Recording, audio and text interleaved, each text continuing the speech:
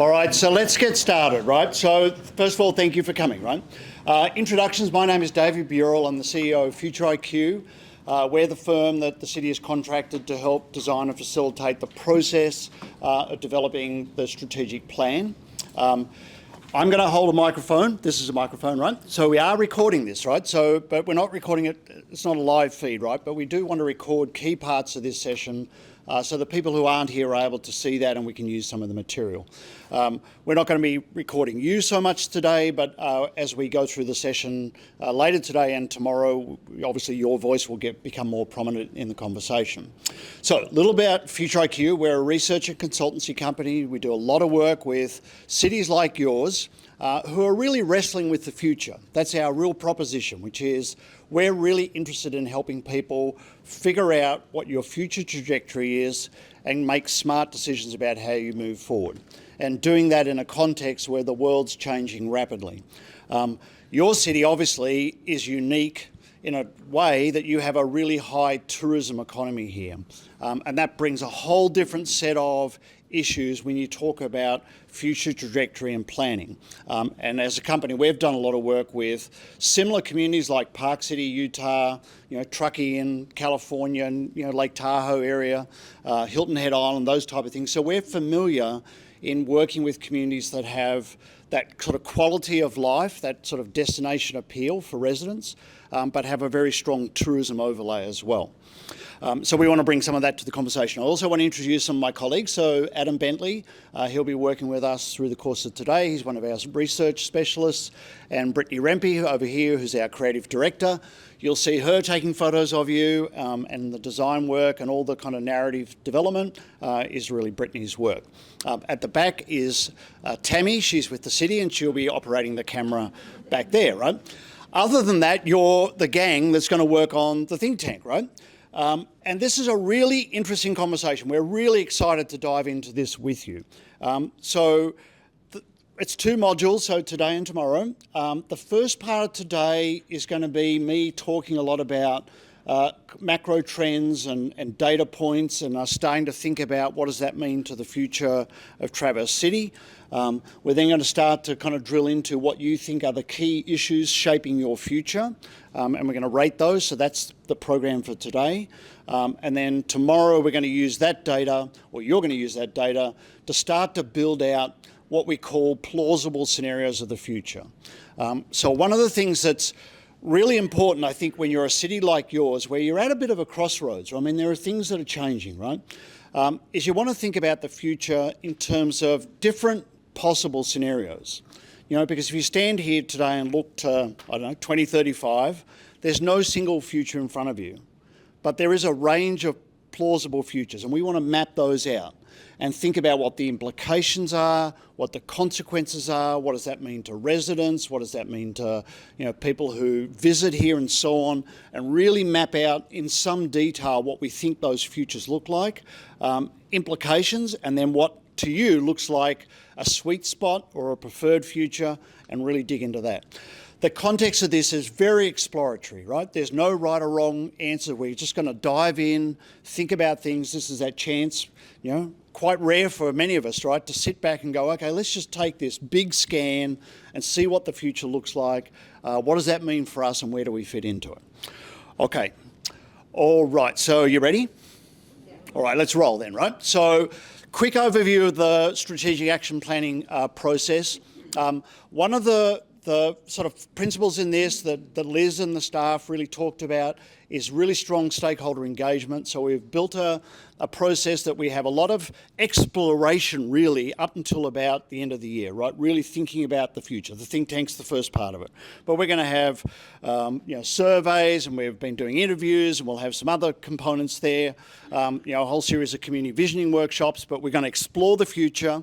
And then the second phase is really saying, well, once we understand the future and where we want to go, how do we get there? And that becomes the plan development. So really thinking of the high-level strategy of how do we set our course, our roadmap into the future. As I said, the program for today, we're going to talk about macro trends, key drivers shaping the future. You're going to rate what you think is the future impact. Second part, we're going to build out those scenarios of the future. And if you haven't ever been in scenario planning, it's going to use a different part of your brain to what you normally do, right? So this is going to be, it's a very creative kind of exploration. So just sort of, you've got to just like sort of drift into this one, right? Genders are on the table. One thing I want to just highlight, right? So this obviously is an opportunity for us to think about the future. And in today's world, there are two things that are really critical for effective future thinking. So one is thinking about trajectory. So what direction are we being pushed in, or what direction are we heading in, and what direction do we want to go? So trajectory, we understand that pretty well, right? The other part that I want to really introduce is we have to think about velocity. You know, the world is getting faster. So we may have to think about how do we set a strategy that keeps us ahead of things that are shaping our future, you know, in a sort of a decade where we're going to have a lot of change. The challenge for you in this is my challenge to you, right, is to explore the future, be willing to kind of just open ourselves up to that. We do want to be willing to ask the hard questions, which is how well equipped are we? What things are out there that may blindside us? What are things we should be thinking about that we're not thinking about? Those type of questions. But also an opportunity to think creatively. And the outcome may well be a new view of the future. You may walk out of the think tank with a different insight about the future of your city as we look ahead. Okay. So I'm going to start with the key emerging trends shaping the future, right? So we're in a period of change and uncertainty, thinking about what trends are being amplified or accelerated, what changes might be more elastic or inelastic, as in, you know, what may change but then snap back to the way it was and so on. And probably, to my view, what's most important is where are there potential tipping points?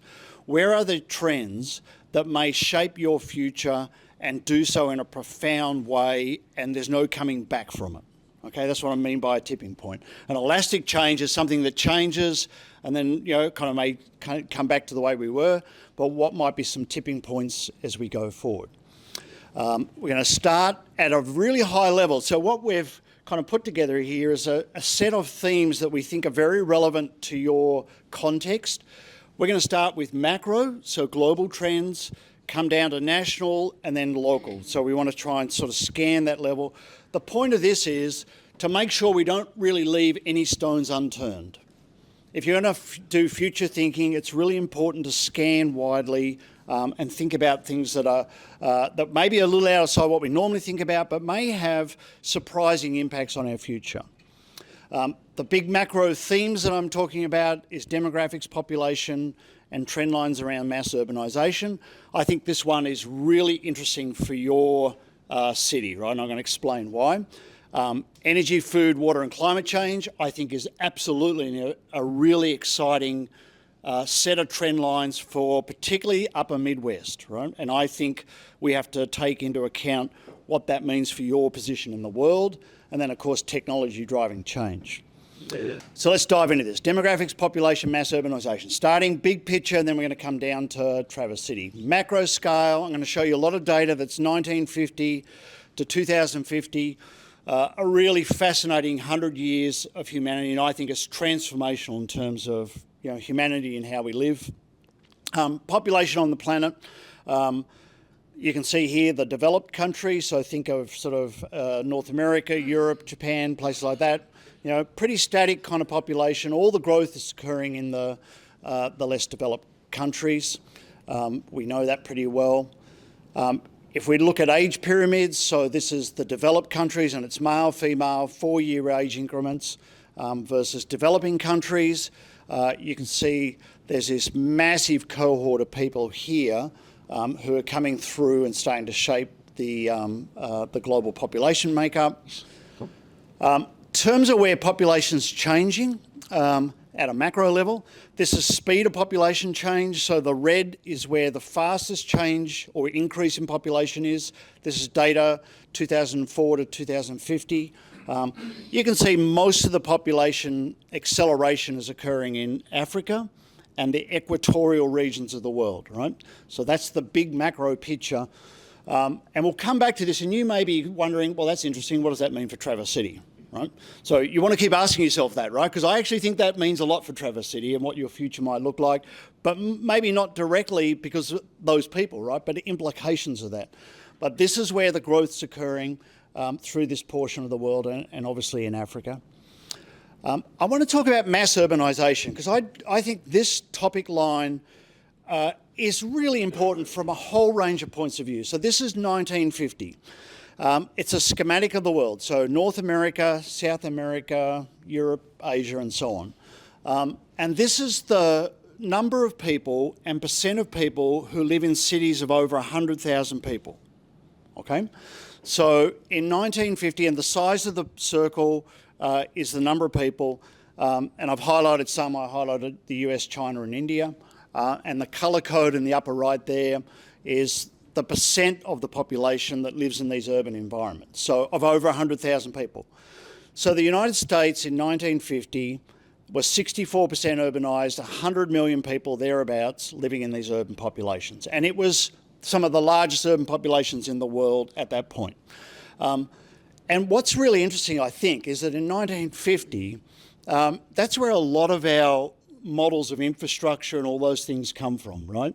So we designed a world for a world that looked like that. But if we jump forward to, say, 2020, this is what the map looks like. So if I toggle back, so 1950, 2020. So we have this massive explosion in the size of urban populations, and you'll see the colours change. So the purpley colour is greater than 75% of the population is in these urban environments. This is England, Belgium, and Australia, surprisingly, and Singapore. But if you jump forward, the whole story changes. Now, mass urbanisation has all sorts of implications, right? So at this point now, we've got nearly 300 million people living in urban environments in the US, 85% urbanised. There's a pivot from essentially an agrarian urban split to now we're urban. So who here grew up in a city of over 100,000 people?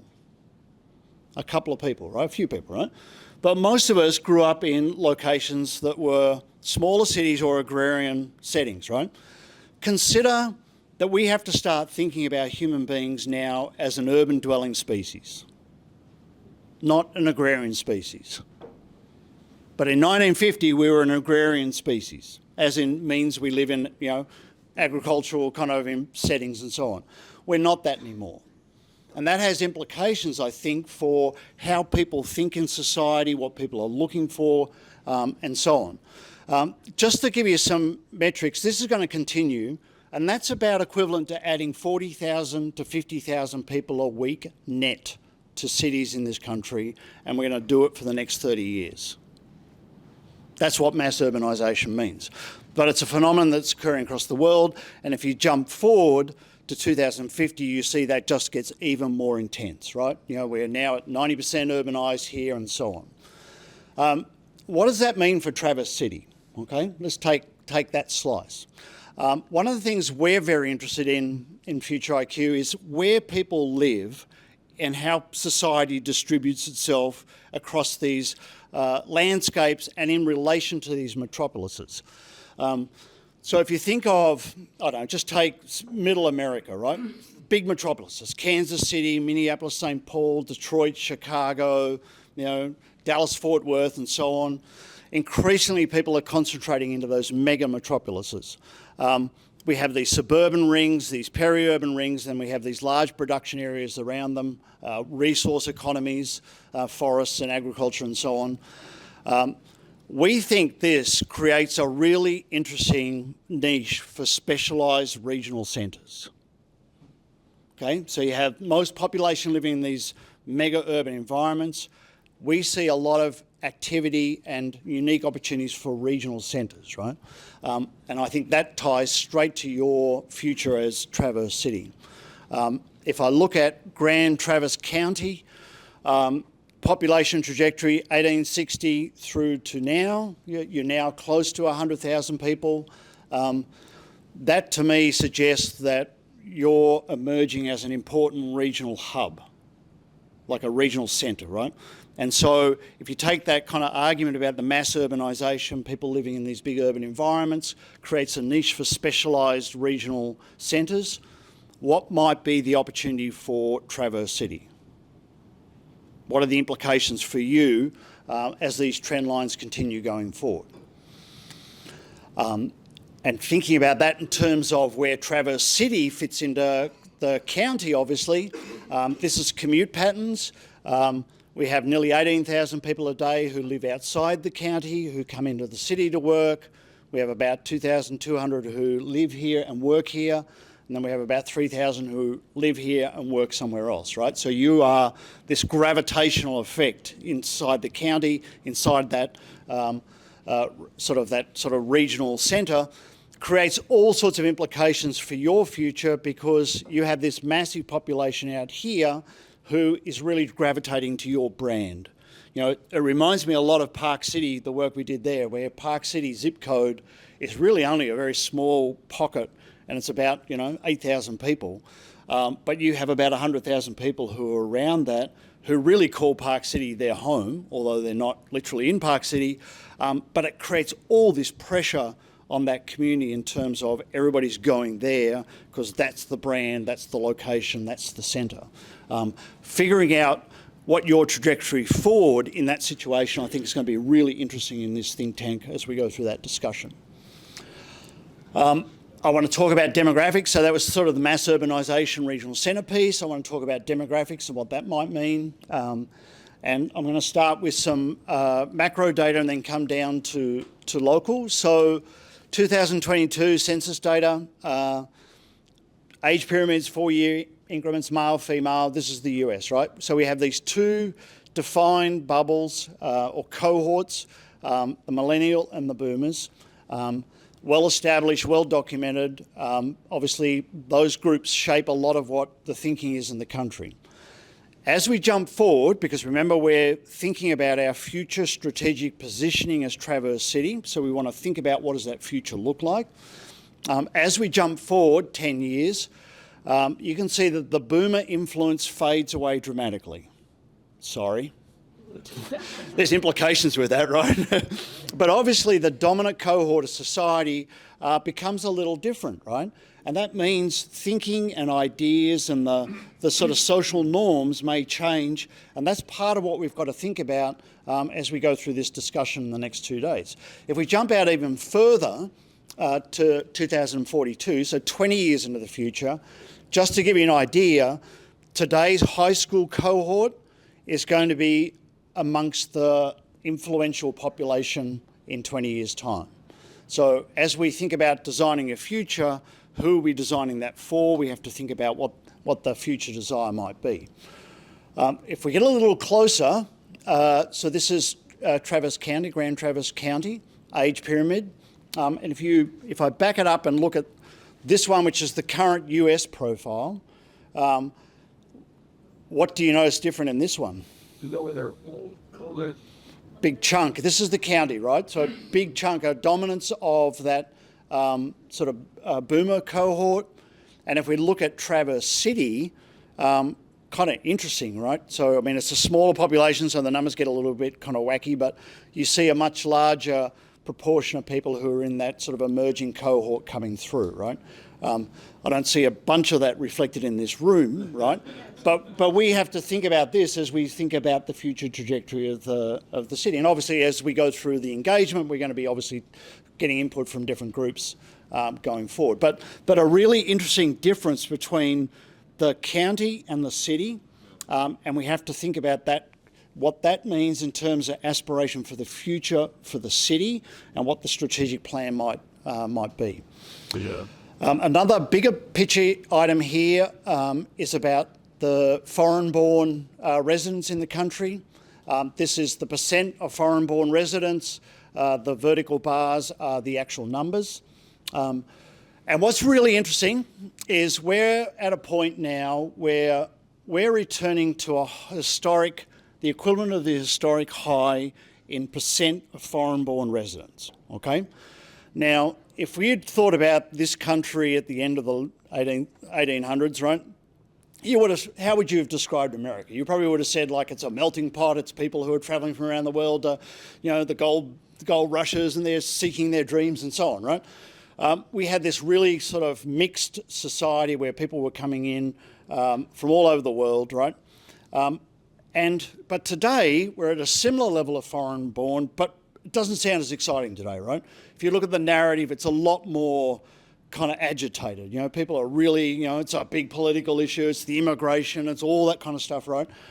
I think part of why that feels kind of really uncomfortable for people is that we're coming off an historic low.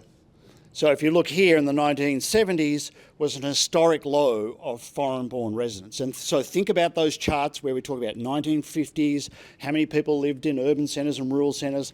Another data point here is this shift in society of often historic low of foreign-born residents, but really returning to what was actually for nearly 80 years was what this country looked like a century and a bit ago.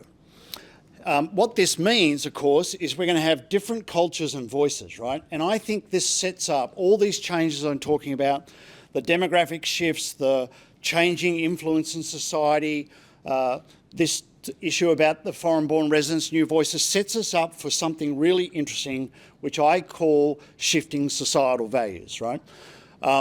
And I use these as a bit of an example, right? So if you can't read this one, it says, blow on her face and she'll follow you anywhere. And this one is really is about how soon should the baby start drinking cola, right? Now, we might look at those today and either laugh or grimace or both, right? But what happened? At some point, this was considered very, enticing advertising. Smoking apparently was very attractive, right? We went from that to now it's illegal in a lot of places. You can't smoke in any public buildings, and in fact, that keeps expanding, right? And this is a societal value shift. And to think of some more contemporary ones, think of the Me Too movement or Black Lives Matter, where something happens and there's a sudden reset of values and norms.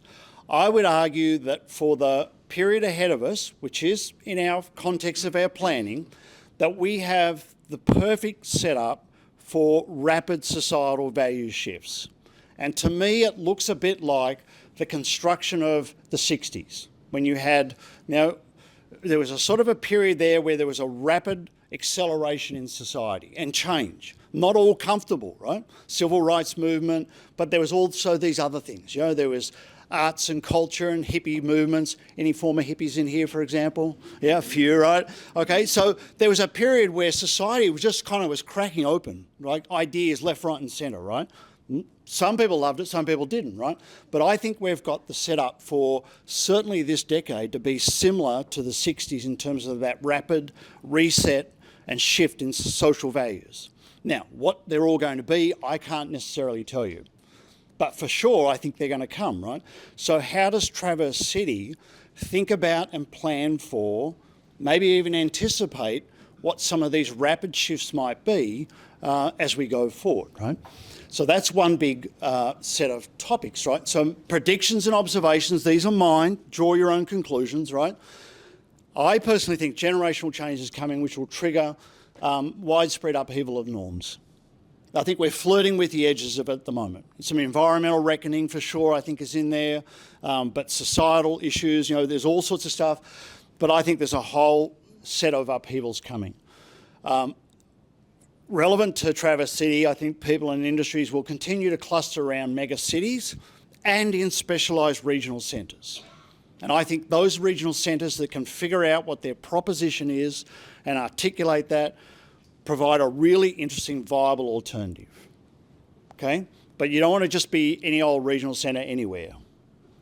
I suspect you have an appetite to be kind of more of an extraordinary community, but I do think that creates a very interesting opportunity.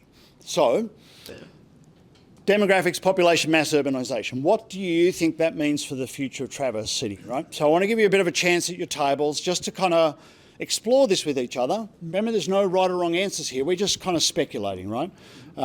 You may all have slightly different versions of it, but I want to give us a chance to kind of dig into this.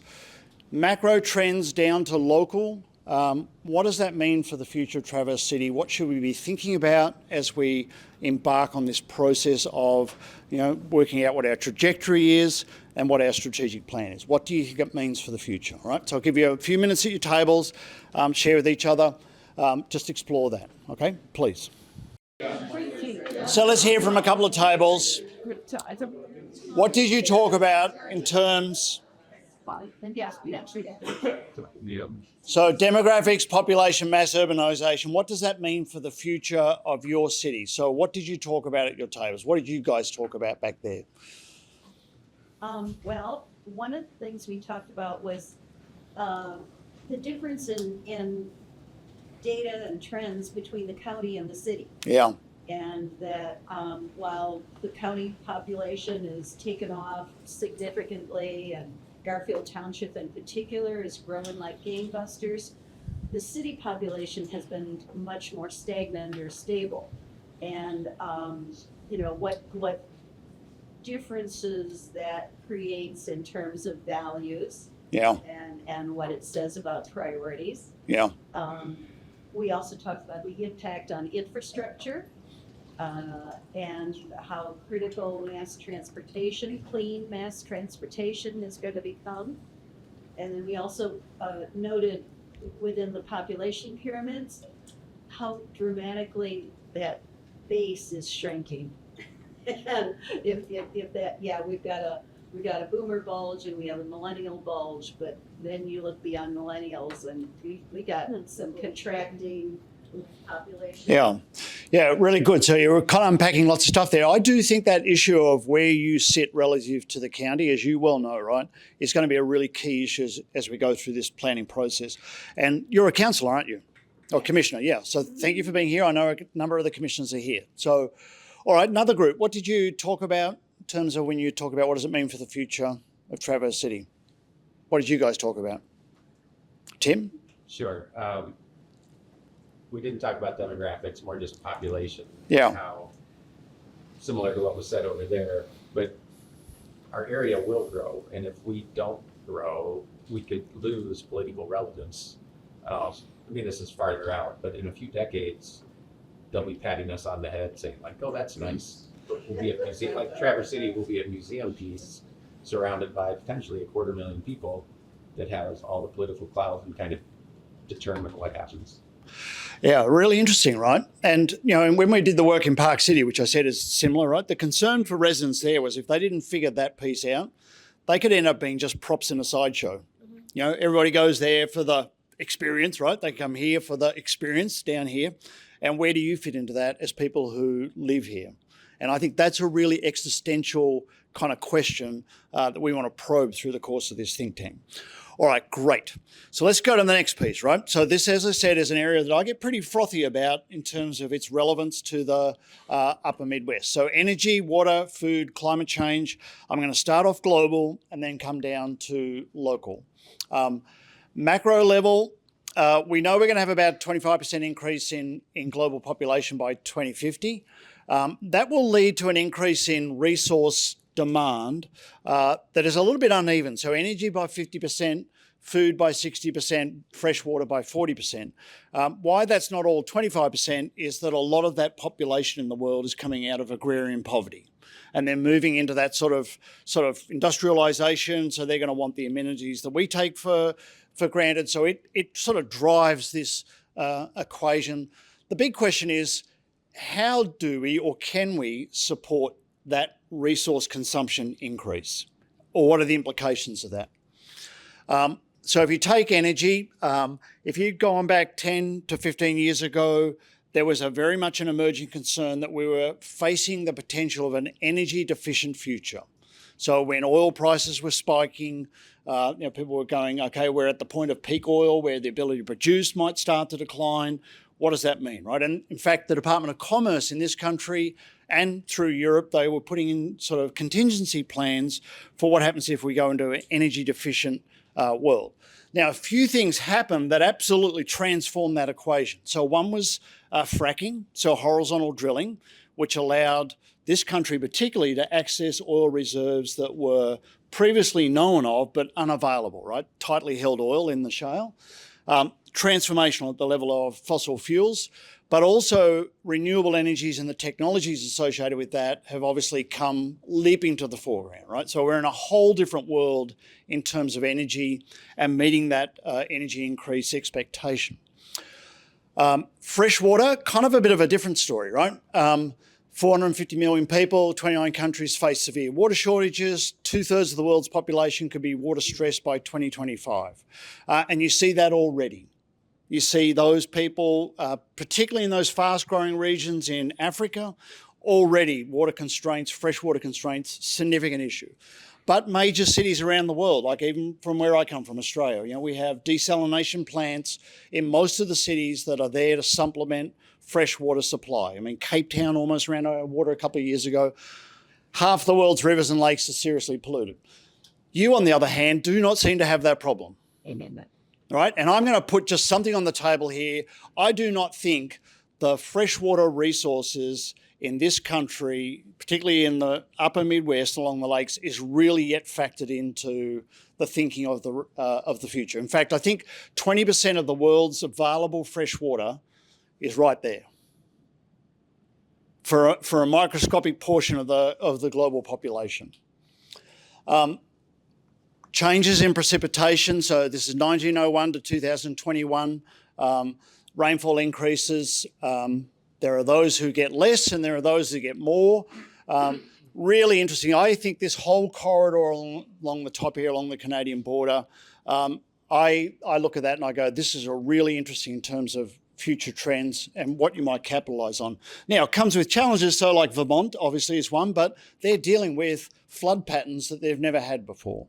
Right, so we're going to see that, more of those sort of extreme events and so on. But there is this corridor here and this kind of strip here where precipitation's been increasing. Now, what does that mean? If we think about food, starting at macro level, weird dichotomy in the world. We have about 2 billion people who don't get enough of something, minerals or calories, or are undernourished. And we have about 2 billion people who get too much. So we have an overweight and obesity problem. If you look at hunger, this is the World Hunger Map from year before last. The darker the brown, the greater the prevalence of hunger. And to how they measure hunger typically is the percent of 5-year-olds or kids under 5-year-olds who are underweight. So we're not just talking, oh, I'm a bit peckish, right? We're talking about people who are having their growth compromised because they are under-resourced at the level of nutrition, and the under 5-year-old kid measure is a really good one, right? You can see the concentration here in Africa and the equatorial regions, which, by the way, is where the fastest growing populations in the world are, and actually where most of the people in the world live, right? So we have that's why this kind of global hunger has kind of resurfaced, you know, as a macro issue in sort of recent times. Right. Impacts of climate change, right? So this is from the Nobel Prize winning modelling that looked at long-term impacts of climate change. What we don't often talk about is the pluses and minuses, right? So there are areas of the world which are in the red or the oranges where we're going to see the ability to be able to produce food decline, right? And the areas in the green, which is predominantly the northern mid-latitudes, as it's called, is where the forecast is for agricultural productivity or biomass resource productivity to actually increase. Again, most people in the world live here, and this is the fastest growing areas, and this is where people are hungry already, and yet their ability to be able to produce food is going to decline over time. However, there are the lucky few, right, who are in these zones up here, where the forecast is for agricultural yields to increase. Bringing it into the US context, this is the whole sort of Midwest biomass sort of corridor, really important production zone in a global context. And if we look at forecasts in the US for crop yields, this is in a more detailed sort of fashion. This is the purples is where there's going to be decline, and the greens is going to be where there's increase in biomass production capability, right? And I want you to keep looking at where you are in this map, right? And you look at it from a global context. I think there's a really important story for this part of America in terms of some of these macro trends and what does that mean for your future.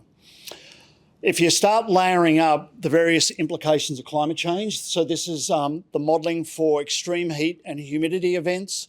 Obviously the reds, the prevalence of weeks above 95 degrees. I was in Houston last week, 95 degrees every day, right? And we're mid-October. To the point where people are even talking about, do places like Texas become too hot for people to live? I mean, it's just really uncomfortable at that consistent heat level. But this whole section is going to get very compromised. If you look at prevalence of wildfires, this whole sort of West Coast sort of wildfires, we're seeing that already starting to emerge, but the forecast is that gets even much more intense. Keep looking at where you are on this map.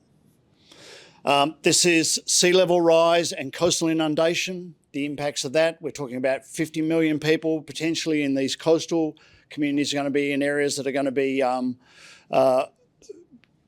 seawater, where there's going to be that inundation. I mean, there's just, and the implications just cascade. I mean, the number of, waste dumps, right, or landfills that are in areas like that are going to be encroached in by seawater encroachment, right?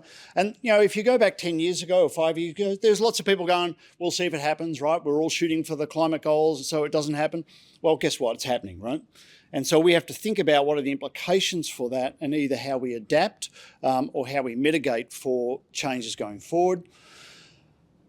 Really interesting to me, right? So this is a map that looks at the ideal zone for human habitation, right? And so this is over the last 6,000 years, this blob here, based on metrics around temperature and humidity and so on, what's the most comfortable zone for a human being? You can see it was kind of sort of running through this area here. However, it's now moving, right? And the forecasts are it's going to move northwards, obviously, quite significantly in this period. So it's coming to meet you, right? And so that has all sorts of implications as we think about the future. If you bundle all that together, some of the modelling that's starting to come out, and there's different versions of this, but they're basically saying roughly the same thing, right? That if you take all of those implications and you sort of package them together, what's the impact on GDP? Okay, and this is driven by things like human productivity. So the hotter it gets, the harder it is for humans, just aren't as productive. The cost of extreme weather events, for example, all the sort of recovery and all those sort of implications that come with it. This is the forecast for GDP impact. So it's kind of one of those reverse ones. So the green is where there's GDP growth, and the red is where there's GDP damage, up to the order of 30%, right? Now, obviously people are going to work to mitigate this, but this is the sort of status quo modelling, right? But you can see this already playing out, right? Look at what's happening in Florida and the Carolinas right now. But more importantly for our conversation, this strip up here is what I keep looking to, right? And I wonder what this means in terms of migration patterns in this country. So we've had different phases of migration patterns. We had people who went west, people who went to the coast, right? The Midwest hollowed out to a large degree. Then we've seen migration patterns into metropolises and to regional centres. I wonder if we're not on the cusp of a migration pattern which is south to north. I don't know how many retirees are really thinking about Florida right this moment. Or there's still a big chunk of people who are going into retirement, right? And Arizona, they can't get their planes to stick down on the runways when it's hot. You can't insure your house in Florida to a large degree. What does that mean in terms of critical decisions that people are making about where they invest their money, either young people or retirees? And how fast might that play out? I think that's the velocity piece. I think these migration patterns could spin pretty quick. So predictions and observations. Macro level, there's a growing disconnect between where food will be consumed and where it can be grown. I think there's some really interesting kind of narratives about the importance of biomass production, fresh water. What does that mean in terms of either what we produce or our value proposition? If 2/3 of the world's water stressed, does a place that have plenty, where does that factor into the appeal? We have global changes in the basic resources, obviously, and I think new migration patterns are, I mean, at a macro level, they're already emerging. People are moving from the southern hemisphere to the northern hemisphere. You know, look at the borders in Europe and so on. That's already afoot. What does that mean for Traverse City? So if you take those, energy, food, water, climate change, bundle that together, what does that mean for your future? And I'd invite you to think about velocity in this one, right? Okay? So at your tables, have a go kind of deconstructing that one. Okay, great. So I'm not sure what your take on this is when you look at energy, food, water, climate change, right? I do think, though, there's this really interesting strategic positioning for Traverse City to explore, right? And I would probably, I'm the outsider, draw your own conclusions, right? I would argue that I would encourage you to think about this, because I think if migration patterns accelerate as a function of some of these issues, you could get overwhelmed really quick. Or you could be in the driver's seat and guide this, right? Now, that's the assumption is it's coming, right? I would suggest there's a lot of anecdotal evidence that it already is happening, okay? And you're nodding, you know the people who bought the house and blah, blah, blah, right? And so you're a relatively small population in a macro context. You don't need a lot of shift in migration patterns to accelerate, and it really amplifies or sort of enhances or accelerates the impact here, right? All right. So let's layer the last piece on, and then I want to kind of pull these together. So technology and the speed of change, right? So as I said, velocity is a key issue we want to explore here. Let's just look at some of the macro kind of data points. So this is different forms of digital technology and their cumulative capability over time, 1950 to 2030. So we had the mainframe kind of iteration that sort of came and on its way out. We have the sort of desktop computing, that component come to the fore, which we're all familiar with. But recently what we've had is a number of technologies that have come together simultaneously that have created a certain environment. So we have sort of cloud computing, big data analytics and data visualization, Internet of Things, smart machines, machine learning and so on. And that's creating this perfect environment for artificial intelligence to accelerate. So we all see that, right? We've gone in the space of a couple of years, right? We've gone from something that was this promise to something that's now with us, right? And then that will continue. So Brad Smith, who was the chairman of Microsoft, he said that if you think of the last 120 years, the defining technology was the internal combustion engine. You know, that ability to be able to, produce power in a mobile sense, really shaped everything, led to all the stuff like, our transportation systems and all that kind of stuff. He would argue that artificial intelligence is the equivalent future-defining technology for the century ahead, right? So, and that's going to drive an acceleration in change. And that's my point about this, is the velocity. If you look at some, and you can pull lots of different charts. This one I just find personally really interesting. The cost of sequencing the human genome, 2001, it was $100 million. Now we're down to, closer to the hundreds rather than the thousands, right? A massive cost destruction, right? Now, obviously that's going from, the inception through to the commercialization, but it's dropped faster than Moore's law would suggest. But think of that. Now I could show you chart after chart of different types of applications of technology where it's a similar acceleration, right? Here's the deal though. Think about the human benefits that come from this. The ability to be able to sequence the human genome, personalised medicine, you go get screened, you understand what your predisposition is, you can do, preparatory treatments and all that kind of stuff, right? Fascinating technology, but just moving at warp speed, right? Because this is a logarithmic scale. Some people go, maybe this stuff is really good for us, it'll help us solve challenges we can't figure out as human beings. Maybe it's an existential crisis where human beings have to find a new role.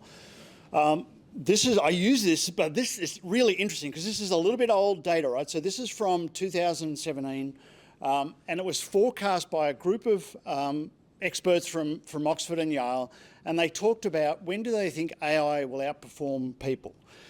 Basically, every update on this brings the scale closer. Like it's now accelerating faster than even the predictions were then, right? But they talk about things like writing high school essays, driving trucks, writing best-selling books. But by 2060, then they're forecast that AI will be better than us at everything. Okay? Now, think of that coming closer to us. However, it does have really interesting implications in terms of how a city might manage things. You know, how does a community connect and operate in a world where technology is different? And to put it in sort of a context, my background is I'm an agricultural scientist, so I grew up on a farm, so I'm really interested in the food sector and so on. So this is an overlay using food of what exponential change might look like and technology integration, right? So I think this is something for us to think about in the coming kind of 5 to 10 years, because I think this is when it's really going to happen. So we have all these, what you might call exponential technologies, right? Individual technologies. So in the food kind of sector, biotech, neurotech, nanotech, you know, sensing, 3D food printing, artificial intelligence, robotics, all that good stuff, right? All really fascinating topics if you pursue each one. But they haven't yet really come together in integrated systems.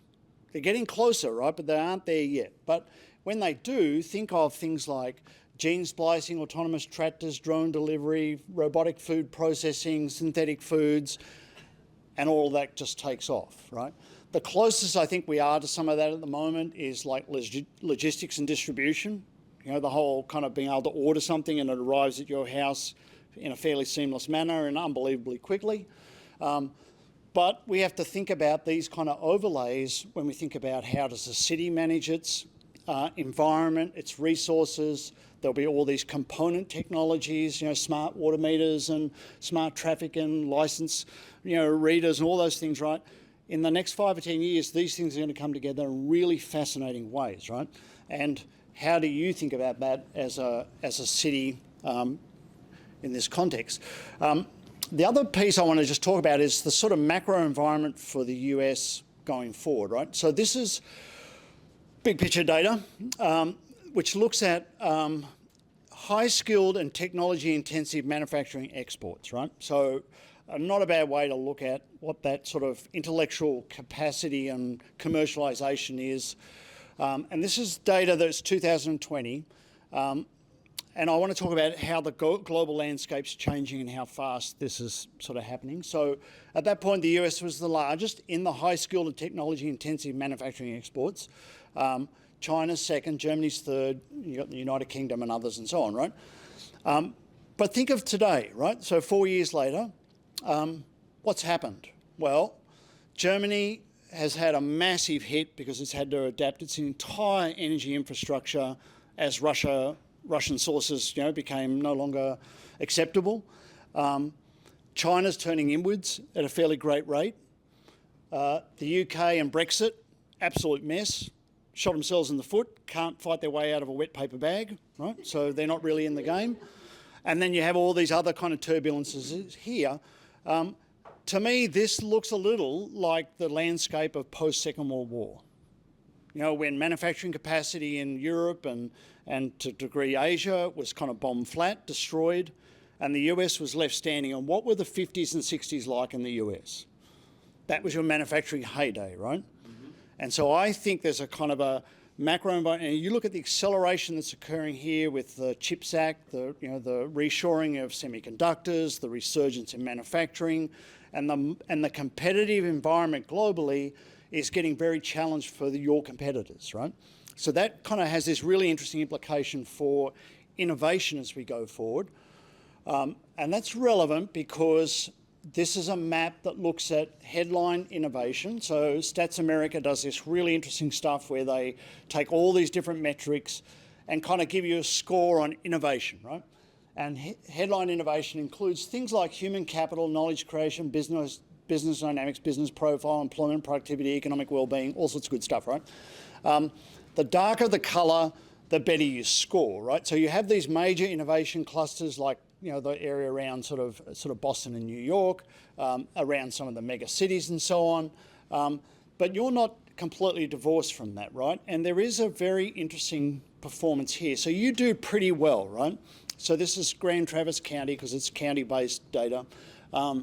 You score pretty well. There's 3,000 counties in the country. You're scoring sort of pretty high on that. But where it scores really well is in what we call the Business Profile Index, and that's dealing with industry diversity, innovation, entrepreneurial sort of behaviours and so on, right? So part of why I'm showing this is I think adapting to the future and kind of positioning yourself and grabbing hold of some of these opportunities is going to require an innovative mindset. So the question for me is, how do you capitalise on that? How do you kind of unleash innovation here? So you're not just doing okay. I mean, do you want to be like an extraordinary kind of regional centre, or do you want to just be the okay regional centre? That's kind of the question for you, right? And if you do want to be kind of on that edge, you have the foundation, I would argue, of some strong innovation. So you're not devoid of it. The question is, how do you kind of leverage that and bring those pieces together as you look forward? So technology and speed of change, waves of disruption, technology reshaping our world. Speed of change is exponential. Get used to it, essentially. We have these big buckets here, demographics, resources and technology. If you bucket all that together, what do you think that means for your value proposition? What's your strategic positioning? You know, and I use that word very intentionally. I think planning these days, sometimes, if you go back a decade ago, community visioning was what I would sort of somewhat tongue-in-cheek called happy clappy, right? You know, it's like, how do we all get on, right? Feel good about ourselves, right? I don't think that's really the game these days for a place like you. I think the game is figuring out where you fit in the world, what's your value proposition, what's your strategic position, how do you carve that out, how do you set the railway tracks to that future? Now, what that strategic positioning is, in your assessment, it's going to reflect your appetite, your aspiration, and what you think are the kind of things you can grab hold of, right, and carve out. You clearly are already a tourism destination and so on, right? But what's your more complete value proposition or strategic positioning as a city going forward? That's the challenge or the question I want to put on the table, and it's part of what we're going to use the scenario kind of modelling to kind of figure out what some options are, and then where do you see the sweet spot, right? But I want to give you a minute at your tables, right? Just with a fair bit of stuff there, we've sort of worked our way through. If you were to think about those sets of macro trends and their relationship to the very local level, what do you think are the ones that you need to take the most note of as we go through a process of figuring out what's shaping your future? What are the things that you go, okay, that's my takeaway, that one there, okay? So just give you a couple of minutes at your tables to, oh, by the way, this slide deck will make this all available to you, right? So you can kind of revisit this, but I want you to think about, out of all of that and the inference to the local context, what are the things that are your takeaways, okay? At your tables, please. Let's hear from a couple of groups, just kind of popcorn a little bit. What were the big takeaways for you from that set of discussions you've had at your table? What are the things you think we should be really keeping an eye on?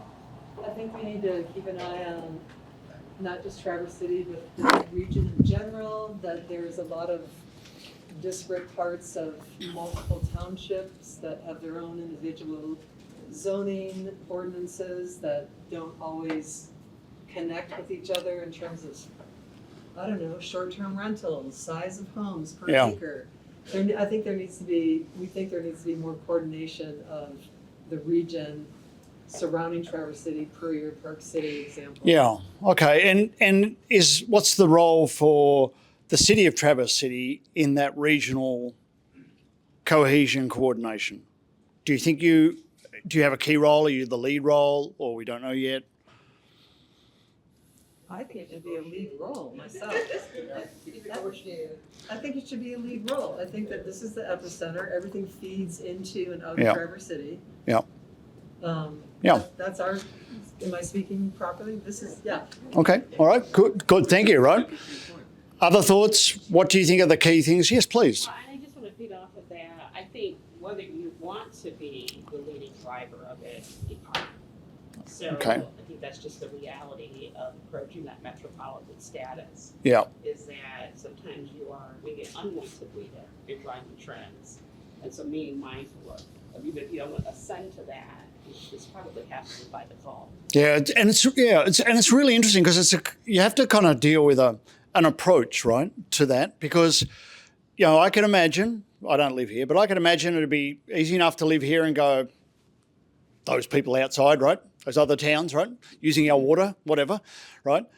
But then it's a different to say, okay, we have for our own future responsibility to kind of elevate the conversation, bring people together. That becomes a different strategy for commissioners and for city and so on. A lot more coalition building, negotiation, as you said, right, and so on. Yeah, Liz.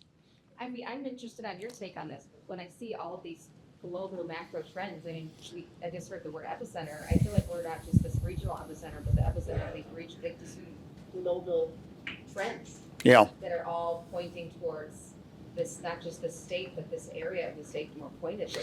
And Well, given your state also promotes you pretty aggressively, right?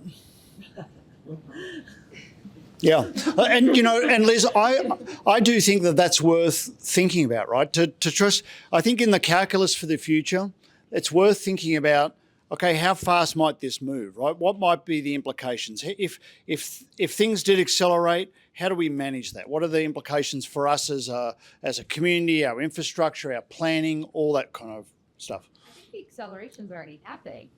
So I think that's the kind of our mindset. My Yep. mindset is that preparing for an acceleration that hasn't happened yet, but that we're already maybe in it. And how far into it are we? Like, and how do we align around what that is right now? Yeah. Okay. Yes, please. We were talking at our table about the technology component and how Traverse City has taken the initiative as far as having a broadband cable network. Yeah. And what that has allowed to come into the city as far as new technology and bringing in more jobs, trying to get youth back into the city. Yep. So. Yeah. Okay, good. All right. So I want to now give you a chance to kind of sharpen the pencil on these ideas a little bit, right? So we're going to ask you to think about, at your tables, identifying key drivers or the key drivers you think are shaping the future. And in this context, a key driver is an event, a trend, a development, a catalyst, or a force that actively influences or causes change. So to the conversation we were just having about, the venture capital centre and all that sort of those targets, I think that might be something that comes into this as it may be a key driver as a development, for example, that's already pushing on, innovative investment and entrepreneurial behaviour and so on, right? But I want you to just, at your tables, thinking across this, brainstorm what you think is a driver. So let's just do a little bit of a test here, an exercise, so we're all on the same page. So somebody give me what you think is a key driver that's shaping your future. So an event, trend, development, catalyst, or a force that's actively influencing or causing change. Remote work. Remote work, okay. So tell me a little bit more about that in terms of how it's potentially impacting your future. You have to live in a major metropolitan to work for a big company and make a big salary. You can live anywhere. So it changes the whole traditional dynamics of, most of us live close to our work, right? So the advent of remote work, absolutely game-changing key driver, right? Broadly accessibility, to the same point Heather's making. This community is more accessible from an employment standpoint. Also, the connections we have through our airport. Yep. It's easier to get here than it ever has been. It's still not the easiest, but no longer do you have to have access to somewhere else to have wealth here. You can create it here, even if you're extracting it from other places. Okay, great. Whole different topic. Somebody else got a different one. So, yep, Deb. The acknowledgement of the significance of the Great Lakes and Yeah. the movement toward, research centers here in Traverse City or in our region, Yeah. the Great Lakes, and the tribal connection to all that. So I think there's kind of a unique looking at our area as a focal point for the Great Lakes. Yeah, and you might be able to develop an argument that the Great Lakes region is really interestingly poised. Even some of the advanced manufacturing components, I don't see it, obviously not here, but in Ohio and other places, big semiconductor plants and so on, they all need a lot of water. And so industries are kind of considering that, and that'll have all sorts of consequences. But then of course your tourism as well, agriculture and et cetera. Yeah. I think it's climate change. Okay. People with money can come here and buy a house, and if they move from areas, I was talking to a friend in San Francisco Bay Area, He's got a 1,700 square foot house. It's now worth 3.4 million. Yep. He can sell that and he can buy anything here, cash. And as the upper Midwest becomes a more desirable place to live, that's what you're gonna see, are the former snowbirds who left here to go down south, who have a lot of cash in a house, Yep. are gonna come up here and just plop down whatever it takes to buy something. Yeah. And that's gonna happen whether you want it to happen or not. It's just gonna happen. Do you use the term climate refugees here? Yeah. Yeah. See, but I don't think they're refugees, I think they're opportunists. Well, there you go, right? But nonetheless, could be a key driver, right? All right, so we want to give you a chance at your tables, right? So there's a sheet that we've put on the tables like this. We want somebody to record just to, capture the notes. We're going to ask you to kind of brainstorm at your tables. There's room there for 6, but you can obviously put more. But we really want you to work your way through the top sort of 4 or 5 key drivers that you think are shaping the future, all right? We'll give you about 10 minutes on this one. Well, we know what